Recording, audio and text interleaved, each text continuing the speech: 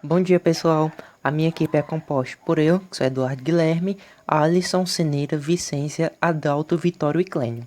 A nossa equipe ficou com o capítulo 16, A Europa e os Estados Unidos no século XIX.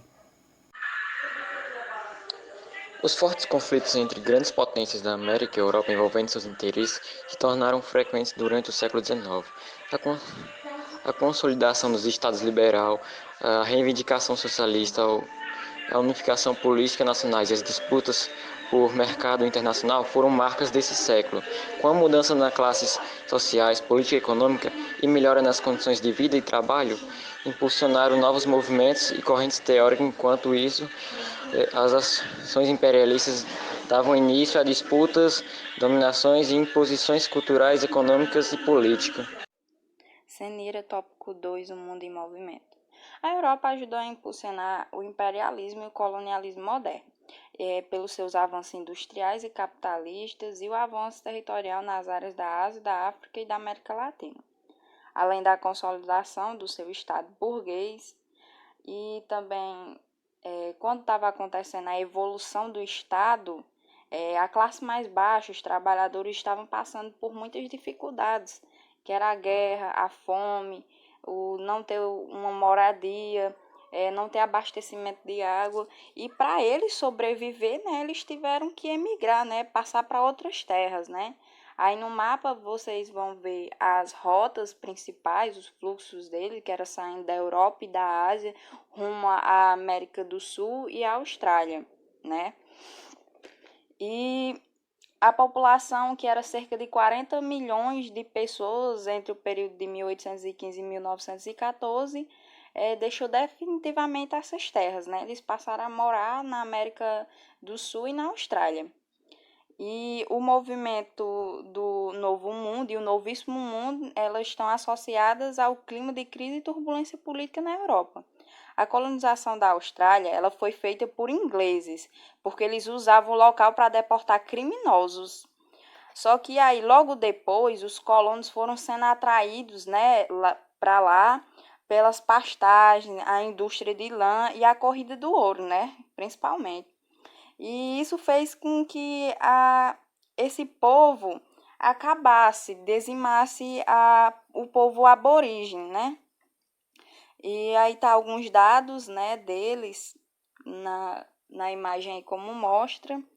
E a Nova Zelândia também foi colonizada por ingleses e foi um dos primeiros países a praticar políticas sociais e que depois de um tempo resultou também na dizimação dos povos nativos de lá, que eram os maiores originais da Polinésia. Meu nome é Vicência e eu fiquei com o tópico 3, que fala sobre a segunda revolução industrial. Quando e onde? A segunda revolução industrial, ela ocorreu em 1850, em meados do século XIX, nos Estados Unidos. Porém, o movimento também ocorreu na Alemanha, na França e Japão. No Japão, era a Era Meiji, que foi um movimento de modernização por lá. O que aconteceu nessa época? Aconteceu várias inovações, que com uma delas foi a criação de um motor a combustão interno, que ele irá liberar uma grande energia para movimentar a indústria. E além disso, eles também criaram a eletricidade, que nós tivemos como matéria-prima o petróleo. Tivemos muitos fatos marcantes, que foi também as condições de trabalho que começaram a surgir a partir da segunda revolução industrial, e teve o surgimento de leis para os trabalhadores e a consolidificação de alguns sindicatos e reformas. Também tivemos o modelo de produção, que foi criado pelo americano empresário Henry Ford, com as ideias do cientista Frederico Taylor, que as ideias dele eram diminuir o tempo de produção e, com isso, obter mais lucro do produto. E também tivemos o avanço no sistema de transporte, que foi um desenvolvimento das rodovias, das aerovias e ferrovias. Oi pessoal, aqui é Adalto. Eu vou falar agora um pouco sobre a era vitoriana e a Inglaterra.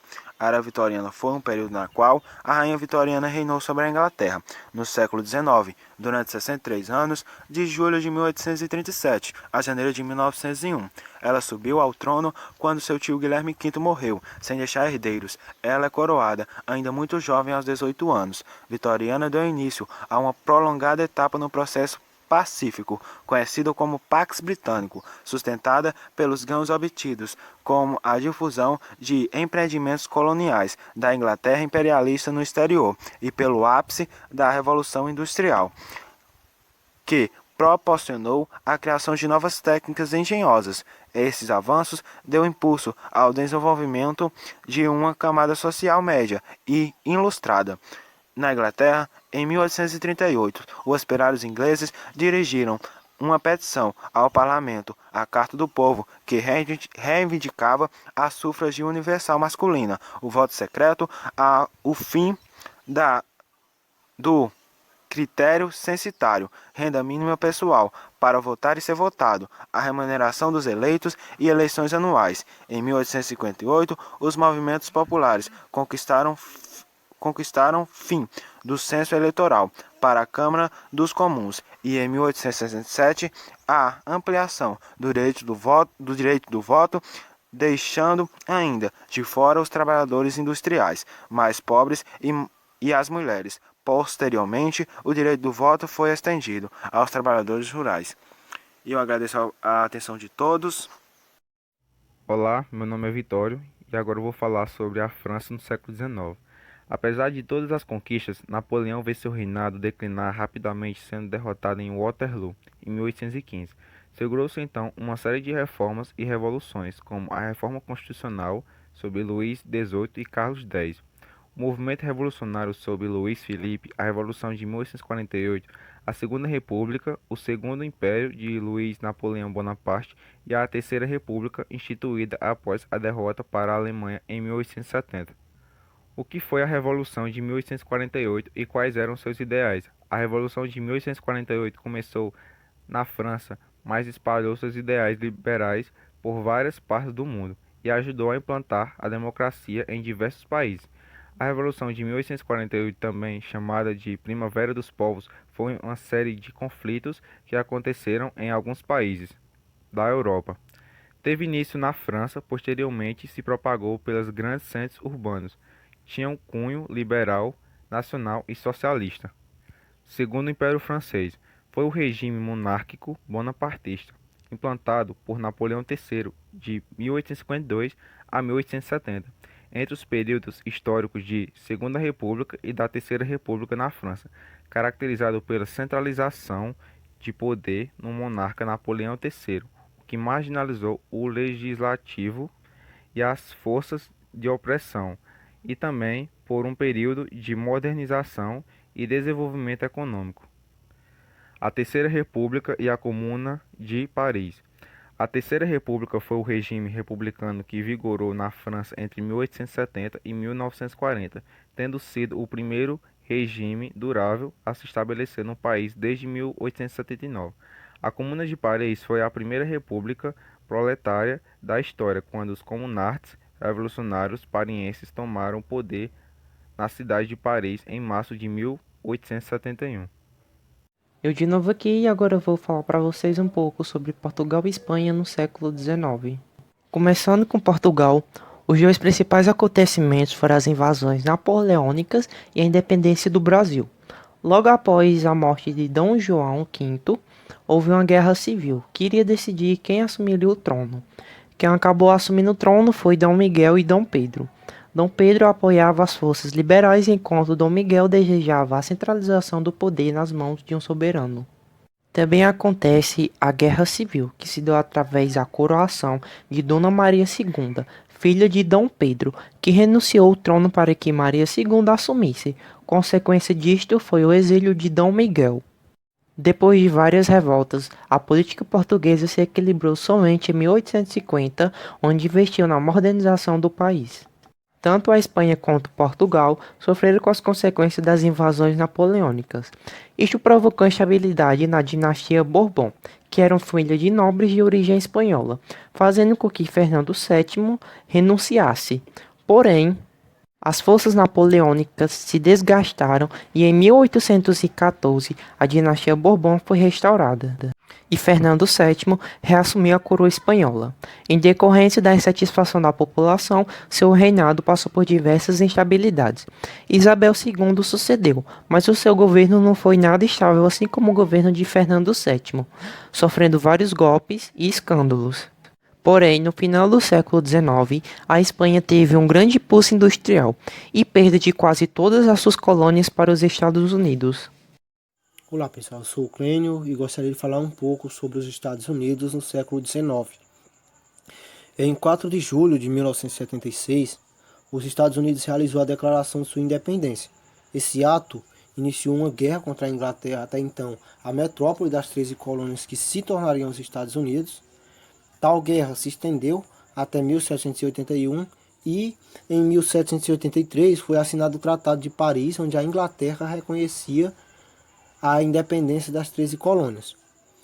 E a partir então de garantir sua independência, os Estados Unidos consolidam-se como nação, possibilitando o funcionamento das instituições políticas e levando também ao desenvolvimento do nacionalismo no país, do sentimento de sentir-se americano.